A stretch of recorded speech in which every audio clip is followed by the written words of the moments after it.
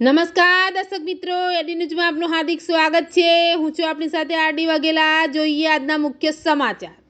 અંકલેશ્વરના શારદા ભવન ખાતે ભાજપ દ્વારા નૂતન વર્ષ સ્નેહ મિલન સમારોહ યોજાયો। અંકલેશ્વર શહેર ભાજપ દ્વારા રાજ્યમંત્રી ઈશ્વરસિંહ પટેલની અધ્યક્ષતા હેઠળ શારદા ભવન ટાઉન હોલ ખાતે નૂતન વર્ષ સ્નેહ મિલન સમારોહનું આયોજન કરાયું હતું, જેમાં જિલ્લા ભાજપના પૂર્વ પ્રમુખ મારુતિસિંહ અટોદરિયા, શહેર ભાજપ પ્રમુખ ધર્મેન્દ્ર પુષ્કરણા સહિતના ભાજપના આગેવાનો ઉપસ્થિત રહ્યા હતા। નૂતન વર્ષ સ્નેહ મિલન એટલે ભાજપ પરિવાર સાથે નવા વર્ષની શુભેચ્છાઓનું આદાન પ્રદાન કરવાનો અમૂલ્ય અવસર।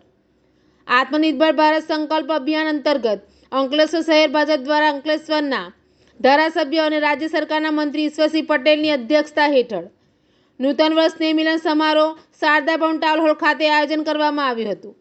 આ સમારોહમાં શહેર ભાજપના આગેવાનો, કાર્યકરોની મોટી સંખ્યામાં નગરજનો ઉપસ્થિત રહ્યા હતા। આ તબક્કે રાજ્યમંત્રી ઈશ્વરસિંહ પટેલે ઉપસ્થિતજનોને નૂતન વર્ષની શુભેચ્છા પાઠવી હતી।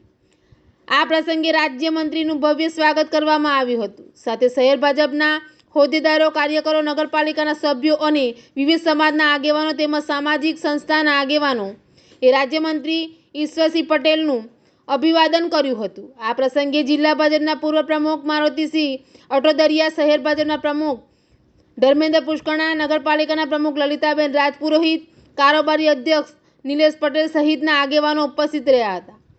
એડીન્યૂઝ સાથે રિપોર્ટ જયેશ પ્રજાપતિ, અંકલેશ્વર।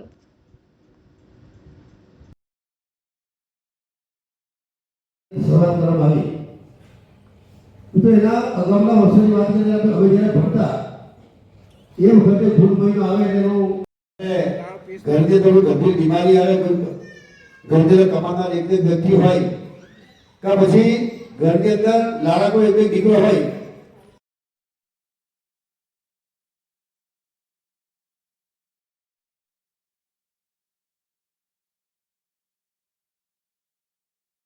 માતાઓ બહેનો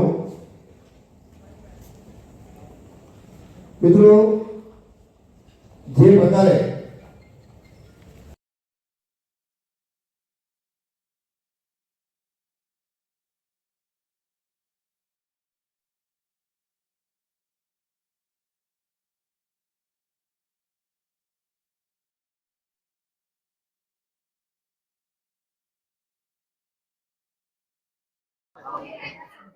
આજરોજ અંકલેશ્વર શહેરનો દિવાળી સ્નેહ મિલન કાર્યક્રમ રાખવામાં આવ્યો હતો।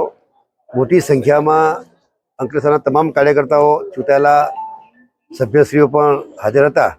સાથે સાથે આ દિવાળી સ્નેહ મિલન કાર્યક્રમ નિમિત્તે હું સૌને નવા વર્ષની શુભકામનાઓ પાઠવું છું અને આ તબક્કે તમામ લોકોએ જે મારું મંત્રીમંડળમાં સમાવેશ થયો અને મારા આજે અહીંયા સન્માનનું રાખ્યું ત્યારે એ બદલ સૌ કાર્યકર્તાઓનો હું આભાર માનું છું।